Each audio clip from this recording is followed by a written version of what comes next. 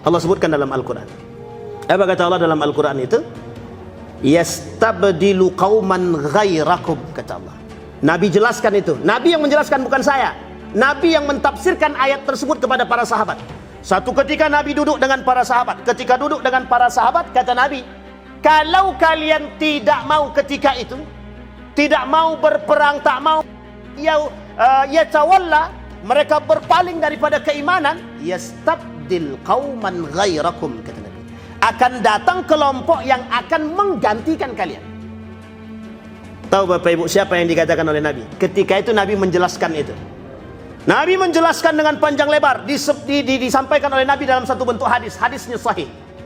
Seketika itu duduk di samping Nabi seorang pemuda yang gagah, tampan. Tahu Bapak Ibu siapa orang itu? Salman Al-Farisi. Apa kata Nabi? Dari kaum kalian akan digantikan oleh kelompok kaum dari orang ini, kata Nabi. Dipegang oleh Nabi pundaknya. Siapa dia Salman Al-Farisi itu? Salman Al-Farisi orang Faris, bukan Faris ya Pak, tapi orang Persia. Mana Persia itu? Mana Persia itu? Iran sekarang. Jadi ini bukan dalil akan kebenaran Iran, bukan. Tapi begitulah Nabi mengatakan dalam hadisnya menjelaskan ayat tersebut. Nabi yang langsung menjelaskan. Yastabdil qauman ghairakum. Apa kata Nabi dalam hadis tersebut? Sekalipun iman itu sejauh bintang suraya, mereka akan gapai, mereka akan tarik. Mereka akan pergi menuju ke sana untuk mengambil iman, meskipun sampai ke ujung suraya. Kata Nabi, ketika itu, ketika mereka ini berhasil menggapai bintang suraya tersebut, itu umat muslim berada dalam titik kelemahan, pengecualiannya kelompok tersebut. Assalamualaikum warahmatullahi wabarakatuh. Bapak ibu abang kakak adik jamaah dimanapun berada. Man bana masjidan, siapa yang bangun masjid, man Allah mislahu baitan fil jannah. Ma la yudraku kulluh la yutraku kulluh. Kalau belum bisa bangun satu masjid utuh, 1, 2, 3 sak semen, batu bata, batu kerikil, insya Allah mengalir sampai hari kiamat. Bingung kemana kami mau salurkan? Jangan lagi bingung, salurkan ke Masjid Peradaban.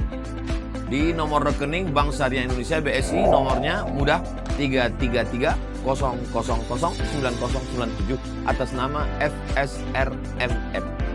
Konfirmasinya ke nomor berikut 0813 7733 9947. Berkah selalu. Wassalamualaikum warahmatullahi wabarakatuh.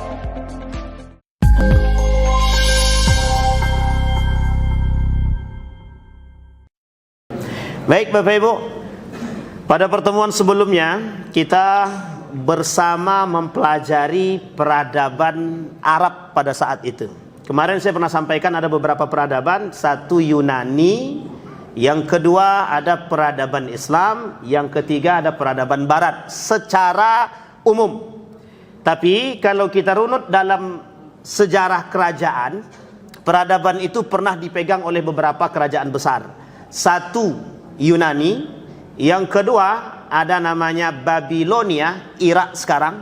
Yang ketiga ada namanya Persia, Iran sekarang. Yang ketiga ada namanya Romawi, Konstantinopel, Turki sekarang, Istanbul. Kalau Konstantinopelnya berarti Turki sekarang, Istanbul, oke? Tapi kalau bicara Romawi berarti kita bicara lingkupnya Eropa. Romawi terbagi dua, Romawi Barat, Romawi Timur. Assalamualaikum. Romawi Barat, Romawi Timur. Romawi Barat itu bagian Eropa ke atas. Romawi Timur ini sebenarnya masuk Konstantinopel juga, Istanbul Turki itu. Kalau istilah disampaikan dalam Turkinya, Turki itu ada dua. Satu Eropa, satu Asia. Itu Turki. Jadi Turki itu di tengah-tengah antara Eropa dan Asia, tengah-tengahnya namanya Bosporus namanya. Nah, ini mudah-mudahan Bapak Ibu yang sudah pernah berangkat diberangkatkan lagi ke sana, amin. Yang belum semoga bisa ke sana. Jadi di tengah-tengah itu ada laut, ada danau, kalau kita bisa bilang itu kayak parit atau sungai. Bosporus itu yang memisahkan antara Turki Eropa dan Turki Asia. Tapi satu kesatuan, hanya beda benuanya saja. Nah, pada masa dahulu Romawi juga begitu. Romawi itu juga begitu. Ada Romawi Barat, ada Romawi Timur. Ada Romawi Barat yang menguasai sebagian daerah Eropa. Ada Romawi Timur yang menguasai Persia, Babilonia, Yerusalem dan sekitarnya. Bapak Ibu tahu Syam? Syam tahu Syam? Syam tahu? Assalamualaikum. Syam itu negaranya yang ada di dalamnya. Satu ada Palestina, Yerusalem, Damaskus, kemudian ada Yordania, ada Libanon, ada Syria. Berbatasan dengan Irak dan Iran dan Mesir. Nanti laut yang membentang Sungai Efrat, itu laut yang dijadikan atau yang dijanjikan atau yang diharap-harapkan dalam impian Yahudi sebagai pembatas negara namanya. Kalau bahasa gaulnya namanya Indo, bukan Indonesia. Itu pembuka jalan bagi raya ini, negara 1948 dan 49 ini, itu jalan atau pembuka jalan bagi mereka yang ingin mendirikan negara namanya state. Negara yang itu dalam benderanya terbentang antara Sungai Nil dan Sungai Efrat, dan sekitaran itu semua yang masuk dalam jajaran Syam. Syam, Irak, Iran, terakhir Mesir. Bisa dipahami ya Bapak Ibu ya? Nah, Mesir adalah tujuan akhir. Nah, ini bagian daripada Romawi juga. Dalam hadis Nabi ada dua kali penaklukan ada dua kali penaklukan Romawi. Dalam Al-Quran disebut dengan Ghalabatir Rum. Masih ingat ya ayatnya ya? Ini ayat tentang di mana Romawi ditaklukkan. Rum. Ghalabatir Rum. Kata Allah dalam Al-Quran. Kelak yang namanya Romawi akan ditaklukkan. Pada masa siapa Romawi ditaklukkan? Konstantinopel ini. Ada yang tahu? Muhammad Al-Fatih membebaskan Konstantinopel, sebagian kecil di antara luasnya kekuasaan Romawi. Ini kita belum masuk peradaban Islam. Masih dari sisi itu.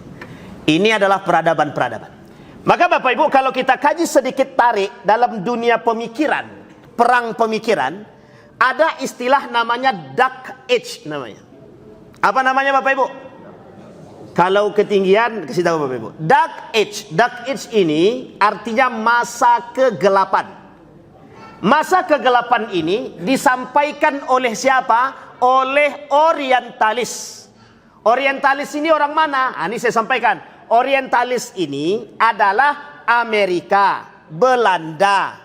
Oke, Amerika, Belanda, Jerman, Inggris, Prancis dan sekitarnya. Masuk dalam wilayah orientalis. Orang-orang yang tidak suka dengan Islam mempelajari Islam untuk menjatuhkan Islam. Namanya orientalis namanya. Studi orientalis artinya studi ketimuran. Studi orientalis itu artinya studi ketimuran. Mempelajari corak timur-timur. Timur tengah maksudnya. Maka ada gesekan namanya Barat dan Timur. Barat ini istilahnya Eropa. Timur ini istilahnya Timur Tengah namanya. Sampai di sini bisa dipahami? Baik. Masa ini disampaikan oleh kaum orientalis, tidak ada istilah peradaban Islam. Jadi orientalis ini, orang Eropa ini, orang Barat ini, orang Amerika ini, orang Belanda ini, orang Inggris ini, orang Prancis, orang Jerman, mereka tidak mau dari sisi ilmuwan mereka ini, ilmuwan Barat ini, ilmuwan Eropa ini, tidak mau mengakui keberadaan peradaban Islam. Maka muncul istilah dalam diri mereka, namanya Islamophobia. Jadi kalau Bapak Ibu sekarang melihat orang-orang tidak suka dengan Islam dari sisi Eropanya, atau orang Muslim yang bekerja sama dengan Eropa, namanya Islamophobia. Saya sebutin namanya. Abu Janda. Itu bagian daripada pelaku Islamophobia. Bisa dipahami ya? Nah, kita tutup poin itu. Sekarang kita masuk. Kemarin kita sampaikan tentang persoalan peradaban. dari Nabi Ibrahim, Ismail, itu jajaran. Ada beberapa perbedaan. Dalam dua pandangan, para ulama tafsir mengatakan, sebenarnya yang disembelih itu, apakah Nabi Ismail atau Nabi Ishak? Ada dua pandangan. Memang ada tafsir lain yang mengatakan bahwa yang disembelih itu nanti sebagai ganti kurban itu adalah Nabi Ishak. Tapi mayoritas ulama mengatakan Ismail. Sampai sini bisa dipahami. Mulai dari garis Ibrahim dan Ismail kemarin sudah kita sampaikan, sampai nanti munculnya seorang pemuda bernama Al-Amr atau Amr ibn Luhai namanya. Siapa namanya? Ini Bapak Ibu catat baik-baik nama ini dalam benak kita. Amr ibn Luhai namanya. Siapa namanya Bapak Ibu? Amr ibn Luhai. Nanti saya kasih kunci-kunci orang-orang ini. Ini Bapak Ibu nama-nama yang saya sebutkan ini, itu nama-nama penjahat-penjahat. Oke?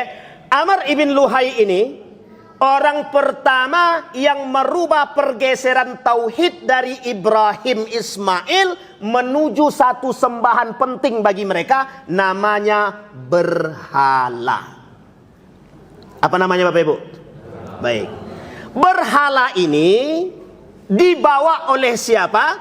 Amr ibn Luhai. Nama berhala yang dibawa oleh Amr ibn Luhai ini adalah namanya Hubal.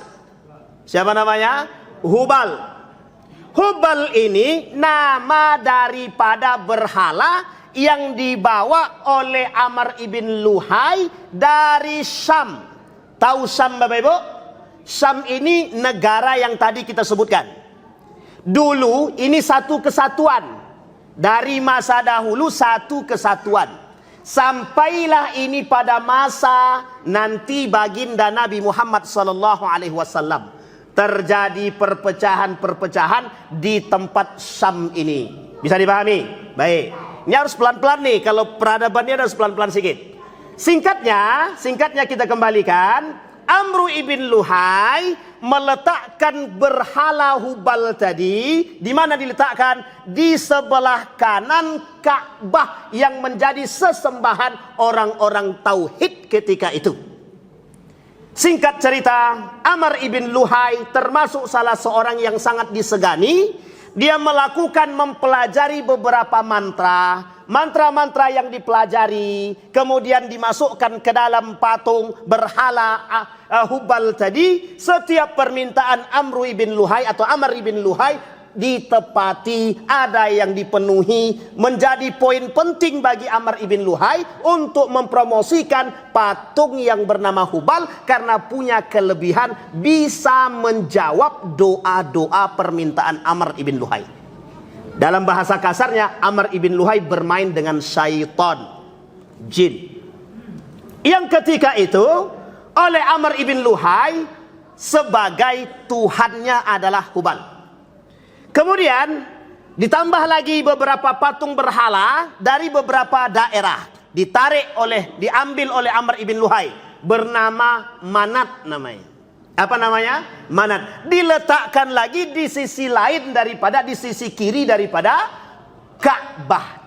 Singkat cerita, dari Amr ibn Luhai inilah terjadi pergeseran ketika itu di antara setiap kabilah-kabilah yang ada. Singkatnya, mulai saat itu ada istilah penyembah berhala yang dibawa oleh kelompok baru yang bernama Amr ibn Luhai. Maka ketika itu di dalam Ka'bah, di Ka'bah tersebut atau di Mekah tersebut ada beberapa agama. Satu, Yahudi. Yang kedua, Nasrani. Yang ketiga, agama Ibrahim yang dibawa oleh Ibrahim melalui anaknya Ismail. Yang ketiga, paganisme yang kelak dibawa oleh seorang pemuda bernama Amr ibn Luhai. Ada berapa jadinya? Ada berapa agama? 4 agama. Ada satu lagi, agama kepercayaan nenek moyang. Di Riau ini juga ada. Ada penganut agama kepercayaan nenek moyang. Tapi tak perlu kita singgung. Singkat cerita Bapak Ibu, apa yang terjadi di Mekah ketika itu bergeser dan berkurang. Posisi Yahudi berkurang, posisi Nasrani berkurang, posisi Tauhid mulai hilang. Agama Ibrahim mulai hilang. Agamanya Ismail yang dipahami Tauhid ini mulai hilang. Maka yang dipahami ketika itu adalah, yang menjadi poin utama mereka adalah Amr ibn Luhai dengan berhalanya namanya Hubal. Singkat cerita, ini menjadi poin penting bagi Mekah ketika itu, pergeseran tauhid menuju berhala yang semenjak saat itu dianut oleh semua orang-orang mayoritas, orang-orang penduduk Hijaz di Mekah. Maka saat itu datanglah Tuhan yang baru, berhala yang baru, dibawa oleh daripada Amr ibn Luhai. Ada namanya Latta, ada namanya Uzza. Nah, ini cerita Tuhan-Tuhan mereka, cerita patung-patung berhala yang mereka bawa, Latta wal Uzza. Perlu Bapak Ibu pahami, ada satu nama namanya Manat, berhala, patung berhala namanya Manat. Manat ini adalah penjahat di daerah Syam. Penjahat di daerah Syam. Dibawalah oleh Hubal, dibawalah oleh Amr ibn Luhai tadi, dijadikan Tuhan. Nah, jadi ceritanya penjahat dijadikan Tuhan. Nah, ini poin penting, Pak. Oh, sekarang tak ada, Ustaz. Hampir mirip banyak. Kalau dibilang tak ada memang. Cuma kalau menyerupai banyak. Tidak ada yang Tuhan patung-patung berhala, tidak ada, Ustaz. Memang tak ada. Tapi yang mentuhankan manusia banyak. Mengidolakan manusia banyak. Mentuhankan manusia banyak.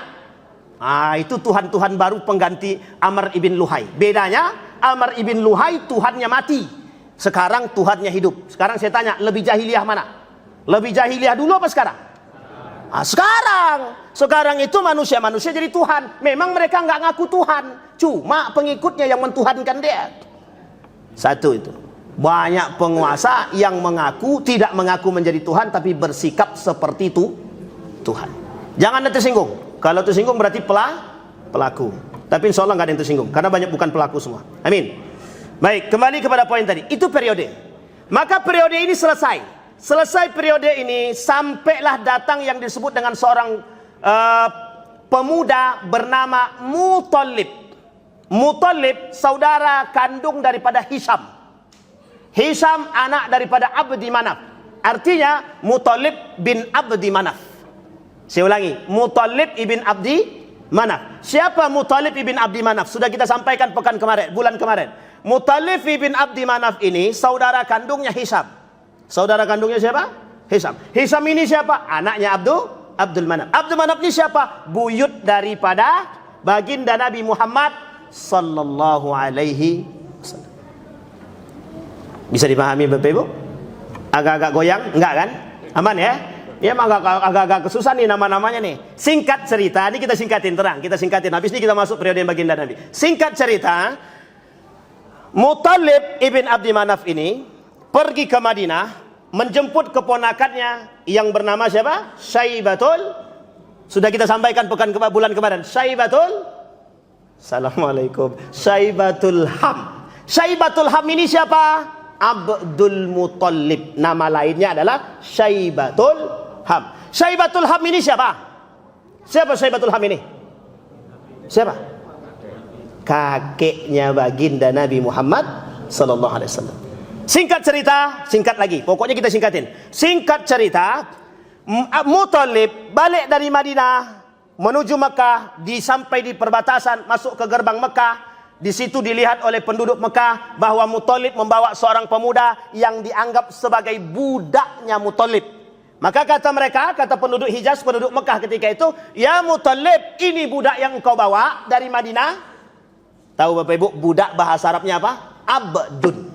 Maka Abdun itu nama bahasa Arab, artinya budak. Disandarkanlah kepada pemilik budak tersebut, namanya Muthalib. Maka disebutlah Abdul Muthalib. Nah, siapa Abdul Muthalib yang dimaksud? Syaibatul Ham. Siapa Syaibatul Ham ini? Keponakan kontan daripada Muthalib. Ayahnya tinggal di Madinah. Wafat, diambil oleh Muthalib, dibawa ke Mekah. Maka menjadilah Syaibatul Ham tinggal di Mekah. Singkat cerita, oleh penduduk dipanggil sebagai Abdul Muthalib, budaknya Muthalib. Oleh Syaibatul Ham, oleh Abdul Muthalib itu sendiri, dia kata bahwa aku sudah nyaman dipanggil dengan panggilan Abdul Muthalib. Sampai hari ini panggilan Syaibatul Ham tidak pernah didengar, tapi yang paling populer kita dengar adalah Abdul Muthalib. Sampai saat itu Abdul Muthalib, pergeseran pertama yang terjadi, yang dilakukan oleh Abdul Muthalib adalah dengan Muthalib membuang semua orang-orang Jurhum yang menentang, orang-orang Jurhum yang membawa pengaruh terhadap penyembahan berhala yang ada di Mekah ketika itu. Sampai di sini bisa dipahami Bapak Ibu ya. Jadi Muthalib dan Abdul Muthalib itu pejuang sejati yang menggeser pemahaman-pemahaman paganisme sedikit demi sedikit yang ada di Mekah ketika itu. Singkat cerita, 200 tahun setelah kepergian kelompok Jurhum namanya, penyembah berhala, perusak kota Mekah yang melakukan kerusakan, penipuan, nasab dan lain sebagainya, jahiliyah pada saat itu adalah kelompok yang bernama Jurhum. Singkat cerita, mereka diusir dari tanah Mekah. Ketika diusir, mereka lakukan satu: sebelum kami keluar dari Mekah, kami harus melakukan satu perbuatan yang orang-orang tidak akan pernah mengenal itu lagi. Apa itu? Mereka tutuplah yang disebut dengan Zam-Zam. Jadi sumur Zam-Zam yang berada tidak jauh dari Ka'bah tersebut itu ditutup oleh kelompok Jurhum selama 200 tahun sampai datangnya seorang pemuda yang bernama Abdul Muthalib. Bermimpilah Abdul Muthalib setelah wafatnya Muthalib. Salah satu tugasnya pemimpin Quraisy ketika itu adalah memberikan makan dan minum serta tempat terbaik bagi orang-orang yang ingin berhaji dari daerah manapun, negara manapun. Maka satu yang harus mereka lakukan ketika itu menyediakan makan dan minum dan tempat. Kalau tempat bisa bebas, bisa pakai tenda, bisa buat tenda sendiri, bisa tinggal, bisa gelenteran, terserah. Tapi makan dan minum kesusahan. Apa kata Abdul Muthalib? Ketika Muthalib meninggal, Abdul Muthalib diminta menggantikan pamannya menjadi pimpinan Quraisy ketika itu. Maka mau tidak mau, oleh semua kabilah Quraisy ketika itu menyepakati bahwa Abdul Muthalib bin Abdi Manaf ini, Abdul Muthalib ini dari keluarga Abdi Manaf ini harus menjadi pemimpin. Kami percaya kejujurannya. Ingat Pak, dari pamannya Muthalib sudah jujur, amanah, kepemimpinannya bagus, ditambah dengan kakeknya Nabi Muhammad SAW, Abdul Muthalib, orangnya gagah, orangnya bagus, jujur, amanah, terpercaya, sangat tata keramanya terjaga. Jadi dari sini kita sudah bisa lihat, dari bibit bobotnya sudah ketahuan. Artinya kakeknya saja orangnya baik. Bagaimana dengan ayahnya? Bagaimana dengan? Jadi kalau Nabi Muhammad itu dikenal sebagai orang yang sangat baik, lembut, amin, terpercaya, amanah, itu menuruti daripada mewariskan daripada karakter kakeknya. Bagaimana kondisi Mekah ketika dipimpin oleh Abdul Muthalib saat itu? Satu, kondisi keagamaan ketika itu masih sama sedia kala, masih ada orang-orang yang menyembah berhala. Karena agama Yahudi masih ada, Nasrani juga masih ada, Tauhid juga ada, atau agama nenek moyang masih ada, karena baginda Nabi belum menjadi Nabi, lahir pun belum. Singkat cerita, Abdul Muthalib menjadi pemimpin. Bermimpilah Abdul Muthalib. Dalam mimpi, datanglah malaikat dalam mimpinya Abdul Muthalib. Apa kata dia? Galilah sumur berkah, galilah at-tayyibah, galilah al-barakah. Ditanya sama Abdul Muthalib dalam mimpi itu, apa yang disebut dengan al-barakah dan tayyibah itu? Disampaikan di akhir mimpi yang keempat, di situ disampaikan Zam-Zam.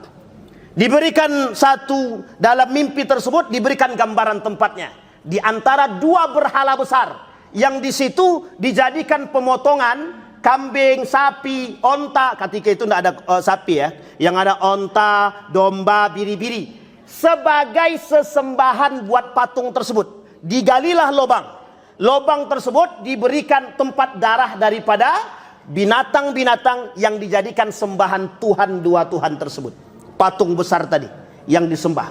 Apa yang terjadi? Dalam mimpi itu disampaikan, di dekat tempat tersebut ada burung yang selalu memakan darah tersebut. Nah, di samping darah tersebut galilah itu. Maka digalilah oleh Abdul Muthalib. Abdul Muthalib punya anak. Punya anak. Ada berapa anaknya Abdul Muthalib? Bapak Ibu, berapa anaknya Abdul Muthalib? Berapa, Pak? 1, 2. Bu, ada berapa, Bu? Ah, inilah kacaunya kita sekarang nih. Berapa anaknya Sule, Bu? Oh, nggak ada tahu juga. Alhamdulillah kalau nggak tahu. Kau sempat tahu kan kacau kita. Berapa anak daripada Abdul Muthalib yang laki-laki? 10. Berapa anaknya? 10. Siapa anak yang paling kecil? Yang paling kecil? Salah itu. Yang paling kecil Abu Talib. Siapa sebelum Abu Talib? Abdullah. Siapa yang paling miskin di antara 10 nih? Abdullah, paling miskin. Kemana tinggalnya? Sama bapaknya. Siapa bapaknya? Abdul Muthalib. Sekarang pertanyaannya adalah, Abdullah dengan abang-abangnya bagaimana? Abang-abangnya punya tempat sendiri, punya usaha sendiri, termasuk adiknya yang paling cerdas dan paling baik, paling bijaksana, Abu Talib, juga punya usaha sendiri. Abu Talib punya anak banyak, lumayan. Kemudian Abdullah belum menikah. Ketika menikah punya anak 1. Itu pun 2 bulan meninggal. Setelah itu ibunya pun meninggal. Siapa nama anaknya? Baginda Nabi Muhammad SAW. Nanti kita lihat kenapa namanya disebut dengan Muhammad. Itu ada ceritanya, ada sejarahnya. Kembalikan kepada poin tadi. Abdul Muthalib dapat mimpi dengan anaknya menggali sumur Zam-Zam. Apa tantangan ketika itu? Tantangannya adalah penduduk Yahudi dan Nasrani yang beragamakan Yahudi dan Nasrani dari kabilah-kabilah yang lain. Apa kata mereka? Engkau sudah merusak Tuhan kami. Engkau merusak Tuhan kami. Apa kata Abdul Muthalib? Sekalipun taruhannya nyawaku tetap akan kugali. Digali terus. Tak lama kemudian, sebelum terjadi pertumpahan darah dalam peperangan tersebut, bersama anaknya daripada Abdul Muthalib tersebut, memancarlah air yang disebut dengan Zam-Zam. Disinilah yang disebut dengan penemuan Zam-Zam yang kedua setelah terjadinya pada masa Ismail alaihissalam. Ini sejarah Bapak Ibu, sejarah. Maka Zam-Zam pada saat itulah, apa kata Abdul Muthalib? Ya Allah, disinilah keberkahan yang tidak pernah putus sampai hari ini. Sumur Zam-Zam tidak pernah terputus. Apa yang terjadi Bapak Ibu sekalian yang berbahagia? Pada masa Abdul Muthalib banyak kejadian. Satu di antaranya penghancuran Ka'bah. Yang kedua adalah keberadaan Abdullah yang menjadi, mohon maaf, hampir terjadi gesekan kabilah. Karena apa? Banyak para kabilah-kabilah yang lain ingin menikahkan anak perempuannya dengan Abdullah, yang pada akhirnya Abdullah menikah dengan seorang wanita yang berasal dari Madinah. Siapa namanya? Aminah. Sampai di sini bisa dipahami Bapak Ibu? Nah, ini sejarah. Dari mana cerita seperti ini Pak Ustadz? Bapak Ibu boleh buka dalam yang populer saja saya sampaikan. Satu, ada namanya Safiur Rahman Al-Mubarakfuri. Yang kedua ada namanya Ibnu Ishaq, sejarah tarikh Ibnu Ishaq. Yang ketiga ada namanya Syekh As-Salabi. Yang keempat ada Montgomery Watt, Orientalis, The Golden Age of Islam. Judul bukunya Kejayaan Islam. Ini Bapak Ibu boleh cek dalam sejarah ini, atau boleh dicek dalam kitabnya Syekh Said Ramadan Al-Buti, Fiqhus Sirah namanya. Apa namanya? Fiqhus Sirah. Boleh dicek, sudah ada terjemahan dalam bahasa Indonesia semua. Saya berharap Bapak Ibu semua kita yang hadir ini menyisihkan sedikit rezekinya untuk membeli buku-buku yang tadi saya sampaikan. Minimal 1 di antara semua nama tersebut. Bau Safiur Rahman Mubarakfuri Ar-Rahib Al-Makhtum boleh. Tarikh Ibnu Hisham boleh. Tarikh Ibnu Ishaq boleh. Tarikh yang lain boleh, silahkan. Yang penting ada 1 yang kita punya. Ada Raghib As-Sirjani, boleh, tak ada masalah. Bapak Ibu, kenapa ini penting? Biar Bapak Ibu tahu peradaban Islam itu semegah apa, sehebat apa. Biar kita tahu Pak, bagaimana perjalanan Nabi, perjalanan Abdul Muthalib, perjalanan Ismail dan Ibrahim itu sebelum kita merasakan kenikmatan itu. Biar kita tahu perjuangan orang itu dari dulu sampai sekarang, tidak ada perjuangan tanpa tetesan. Kita ini cuma menikmati saja. Itu pun tak mau tumpah. Makanya kenapa istilah sekarang ini kita sampaikan makhluk lembek namanya. Jadi manusia yang ada di akhir zaman itu manusia makhluk-makhluk yang lemah. Sampai nanti Allah munculkan panglima-panglima yang menyadarkan kita, "Oi, ini loh, kemana kalian yang lemah sebanyak itu jumlah kalian? Kok lemah? Datang orang yang berbeda pandangan dengan kalian." Itu disebutkan oleh Allah dalam Al-Quran. Allah sebutkan dalam Al-Quran. Apa kata Allah dalam Al-Quran itu? "Yastabdilu qauman ghairakum," kata Allah. Nabi jelaskan itu. Nabi yang menjelaskan, bukan saya. Nabi yang mentafsirkan ayat tersebut kepada para sahabat. Satu ketika Nabi duduk dengan para sahabat. Ketika duduk dengan para sahabat, kata Nabi, "Kalau kalian tidak mau ketika itu, tidak mau berperang, tak mau yatawalla, mereka berpaling daripada keimanan, yastabdil qauman ghairakum," kata Nabi. Akan datang kelompok yang akan menggantikan kalian. Tahu Bapak Ibu siapa yang dikatakan oleh Nabi? Ketika itu Nabi menjelaskan itu. Nabi menjelaskan dengan panjang lebar, disampaikan oleh Nabi dalam satu bentuk hadis. Hadisnya sahih. Seketika itu duduk di samping Nabi seorang pemuda yang gagah, tampan. Tahu Bapak Ibu siapa orang itu? Salman Al-Farisi. Apa kata Nabi? Dari kaum kalian akan digantikan oleh kelompok kaum dari orang ini, kata Nabi. Dipegang oleh Nabi pundaknya. Siapa dia Salman Al-Farisi itu? Salman Al-Farisi orang Faris, bukan Faris ya Pak, tapi orang Persia. Mana Persia itu? Mana Persia itu? Iran sekarang. Jadi ini bukan dalil akan kebenaran Iran, bukan. Tapi begitulah Nabi mengatakan dalam hadisnya menjelaskan ayat tersebut. Nabi yang langsung menjelaskan. Yastabdil qauman ghairakum. Apa kata Nabi dalam hadis tersebut? Sekalipun iman itu sejauh bintang suraya, mereka akan gapai, mereka akan tarik. Mereka akan pergi menuju ke sana untuk mengambil iman, meskipun sampai ke ujung suraya. Kata Nabi, ketika mereka ini berhasil menggapai bintang suraya tersebut, itu umat muslim berada dalam titik kelemahan, pengecualiannya kelompok tersebut. Saya tidak dalam cocokologi. Tapi Bapak Ibu boleh berfikir sendiri bagaimana kalimat tersebut dijanjikan oleh Allah Subhanahu wa taala yang disampaikan. Ada para banyak tafsir mengatakan ayat tersebut untuk dahulu, mungkin. Tapi kalau kita lihat dari sisi bahasanya, kauman, kelompok dari sisi, bukan Salmannya. Kelompok dari sisi Salman Al-Farisi. Artinya kalau bahasanya kelompok dari sisi Salman Al-Farisi, bisa jadi kelompok yang akan datang setelahnya. Bisa dipahami? Baik. Sekarang kita lihat dalam hadis Nabi. Ada beberapa hadis tentang hal tersebut. Keutamaannya ada. Nabi pernah bilang dalam hadisnya akan muncul kelompok panglima-panglima perang dari Khurasan. Khurasan itu mana? Provinsi sendiri yang ada di negara Iran, tak jauh daripada perbatasan yang ada di. Jadi Bapak Ibu, siapa yang dimaksud oleh Nabi dalam hadis tersebut? Kalau Nabi mengatakan Faris, berarti Persia. Wallahu alam siapa yang benar. Kita kembalikan kepada sejarah kita tadi. Kembali, Abdul Muthalib. Jadi Abdul Muthalib ketika datang tentara-tentara Abraha yang ingin menghancurkan Ka'bah, apa kata Abdul Muthalib?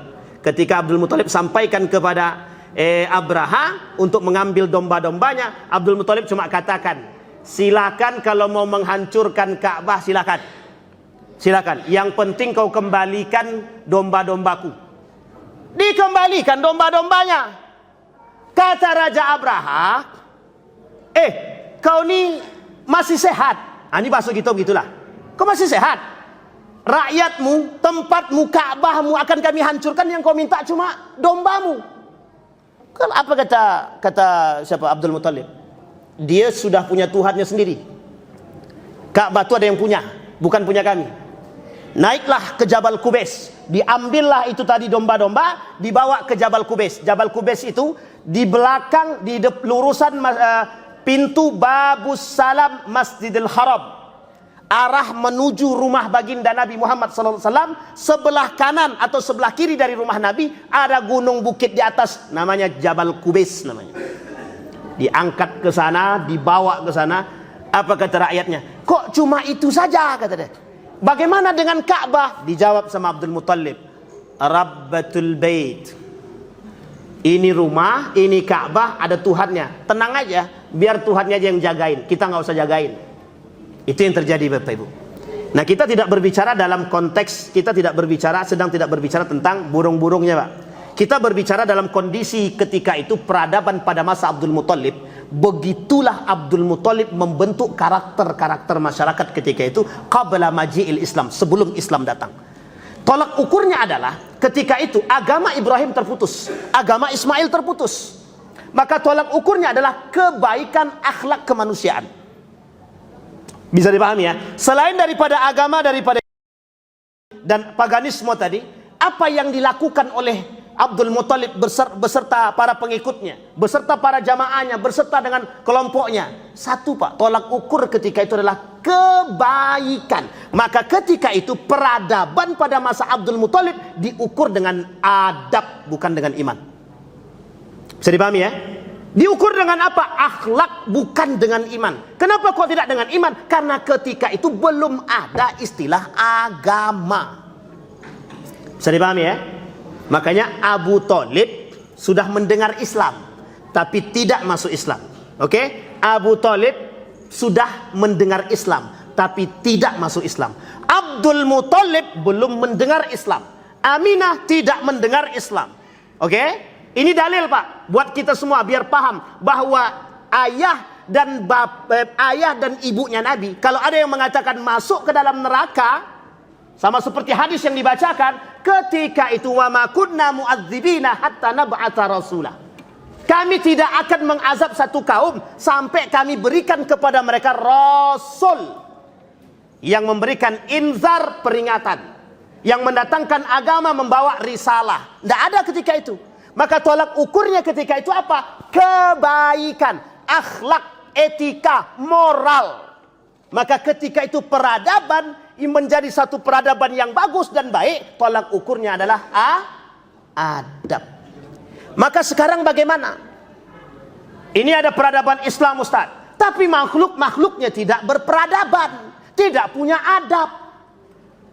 Ini masalah, Pak. Makanya kalau kita katakan kok peradaban Islam hari ini tenggelam, tenggelam karena umat muslimnya nggak punya adab. Yang merasa saja. Kalau kita semua insya Allah punya adab, yang tidak punya adab. Tapi lebih banyak yang tidak punya adab daripada yang punya adab. Yang punya adab meninggikan adab, yang tidak punya adab meruntuhkan adab. Ini poin penting, Pak. Maka muncul satu konsep dalam pemikirannya Sayyid Naqib Al-Attas, lahir di Bogor, orang Indonesia pada hakikatnya, dia tinggal di Malaysia, satu-satunya ilmuwan muslim yang masih hidup ketika itu. Satu tahun yang lalu beliau baru meninggal. Namanya Sayyid Naqib Al-Attas. Punya konsep, apa konsepnya? Ta'dib, mengembalikan konsep adab dalam setiap persoalan. Gitu, Pak. Jadi tolak ukurnya itu adalah adab. Ditambah dengan datangnya Islam, semakin kuatlah adab tersebut. Apa kata Umar bin Khattab? Ta'addabu qabla an tata'allamu. Ta'addabu thumma tata'allamu. Beradablah kalian, baru kemudian kalian belajar, kata Umar bin Khattab. Ini sekarang tidak, Pak. Kita belajar dulu baru beradab. Iya, kalau ilmu yang kita dapat menjadikan kita beradab. Kalau ilmu yang kita dapat menjadi kita lebih angkuh, berarti adabnya nggak dapat. Makanya Imam Al-Ghazali memberikan peringatan kepada muridnya, ayyuhal walad, dalam kitabnya. Makanya ada tulisan bagus dalam kitabnya Syekh Hashim Al-Ash'ari. Apa kitabnya itu? Adabul Alim wal Muta'allim. Itu karangan Syekh Hashim Al-Ash'ari, ulama kita Indonesia. Judul kitabnya Adabul Alim wal Muta'allim. Adab seorang penuntut ilmu dan seorang yang mengajarkan ilmu. Itu poin penting, Pak. Jadi kunci kita di situ, Pak. Maka wajar kalau sekarang ini dikatakan kok hilang, loss of adab. Sumber masalah kita loss of hilangnya adab. Kita kembalikan poin Abdul Muttalib. Nah, di sini Bapak Ibu, Abdul Muttalib malamnya bermimpi. Apa mimpinya Abdul Muttalib? diberikan satu nama terbaik yang tidak pernah ada sama sekali pemilik nama tersebut. Diambil dari nama dua pandangan. Satu, sebagian lain mengatakan Ahmad, satu lagi mengatakan Muhammad. Ini pernah disampaikan dalam mimpinya para nabi. Mulai dari Nabi Adam sampai Nabi Isa, semua pernah bermimpi dengan datangnya seorang pemuda yang bernama Ahmad ataupun Muhammad. Bisa dipahami ya sampai di sini ya? Berapa ratus tahun Ustaz jaraknya Nabi Isa dengan Nabi Muhammad? 500 tahun lebih. Berarti berapa abad? Berapa abad? 5 abad lebih. Singkat cerita, malam itu juga selesai kejadian yang menimpa Abraha. Apa yang Abdul Muthalib bermimpi, diberikan ilham tentang satu nama yang tidak pernah diberikan kepada siapapun ketika itu. Apa namanya? Muhammad. Dalam riwayat yang lain dikatakan Ahmad. Apa yang dilakukan oleh Abdul Muthalib ketika itu? Abdul Muthalib terbangun dari mimpinya, terbangun dari tidurnya. Ini nama aneh, gak pernah ada yang tahu, gak pernah yang dia dengar dari siapapun. Singkat cerita Bapak Ibu, ketika kelahiran baginda Nabi Muhammad SAW, kita lewatkan masa bapaknya, karena masa bapaknya tak lama Pak. Masa bapaknya tak lama. Menikah, setelah menikah dengan Siti Aminah, 2 bulan kemudian wafat. Jadi bukan 2 bulan setelah menikah ya, 2 bulan setelah Siti Aminah ketahuan hamil. Artinya Nabi Muhammad disebutkan dalam sejarah Ibnu Syahrain. Apa namanya Ibnu Syahrain itu? Anak yang masih berada dalam kandungan 2 bulan ditinggal bapaknya. Namanya Ibnu Syahrain. Jadi Nabi Muhammad itu umur 2 bulan sudah ditinggal dalam kandungan. Ketika lahir, Nabi Muhammad SAW lahir di sini Pak. Apa kata Abdul Muthalib? Dikumpulkanlah semua penduduk-penduduk ini. Dikumpulkan. Ketika dikumpulkan, apa kata Abdul Muthalib? Aku bermimpi diberikan ilham atas nama anak tersebut. Aku beri nama Muhammad yang tidak pernah ada yang memberikan. Coba bayangkan ketika itu yang berbicara apa? Yang berbicara ketika itu apa? Ilham. Yang berbicara ketika itu apa? Insting. Bukan agama. Karena agama belum ada. Belum ada. Tidak mungkin Nasrani, tidak mungkin Yahudi, dan tidak mungkin paganisme. Bisa dipahami Bapak Ibu ya? Kita ambil 1 menit atau 2 menit. Habis itu baru kita tutup. Kembali, singkat cerita Bapak Ibu. Singkat cerita. Apa yang dilakukan? Ketika itu digelar di depan Ka'bah, langsung dipopulerkan, diproklamasikan oleh siapa? Abdul Muthalib, bahwa anak ini aku beri nama Muhammad. Oleh ketika itu Bapak Ibu, ini poin pentingnya di sini. Ketika itu semua kabilah-kabilah Quraisy dan kabilah-kabilah non Quraisy ketika itu, dari kabilah-kabilah Arab yang lain ketika itu, tak ada satupun yang berkomentar kecuali satu komentar. Mengapa engkau beri nama anak ini dengan Muhammad? Kita lihat dalam sisi bahasa Arab. Apa sih arti Ahmad itu? Hamidah itu artinya apa? Hamidah itu apa? Ahmad, hamdan wa syukran lillah. Apa artinya hamdan Pak? Hamidallah, puji syukur kepada Allah. Hamidallah, rasa puji. Pertanyaannya adalah apa yang dimaksud dengan Muhammad di situ? Yang dimaksud dengan Muhammad di situ artinya adalah manusia yang terpuji. Pertanyaannya adalah ketika itu, pada masa itu, nama anak itu diambil dari nama siapa? Latta wal Uzza, Manat, Hubal, dan lain sebagainya. Anak-anak di sana biar terhormat diambillah dari nama-nama patung berhala-berhala yang ada di depan Ka'bah. Ketika itu berapa jumlah Ka'bah, jumlah berhala yang ada di depan Ka'bah? Lebih dari 100. Jadi setiap anak yang lahir itu mengambil nama daripada berhala. Jadi Bapak Ibu sekalian yang berbahagia, sebelum saya tutup, ada satu poin yang ingin saya sampaikan. Bahwa kelahiran Nabi Muhammad memberikan satu kunci, bahwa ketika Nabi lahir, ada api yang tidak pernah mati selama 1000 tahun, maka ketika Nabi lahir, api tersebut mati. Di mana tempatnya?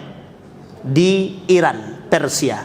Inilah yang disebut dengan api Majusi, yang ketika itu mereka menganut yang disebut dengan Zoroaster.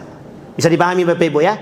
Kelak Persia ini akan ditaklukkan, dan Romawi ini ditaklukkan dalam hadis Nabi. Dalam hadis Nabi hanya bisa ditaklukkan oleh 2 saja, umat muslim ketika itu. Yang pertama, yang kedua adalah pengikut setelahnya. Nah, kita nggak tahu pengikut setelahnya kapan. Apakah nanti atau memang sekarang, atau nanti sebelum datangnya hari kiamat. Karena ada hadis Nabi mengatakan Fathul Qastantiniyah, Umranu Baitul Maqdis, kemerdekaan Palestina.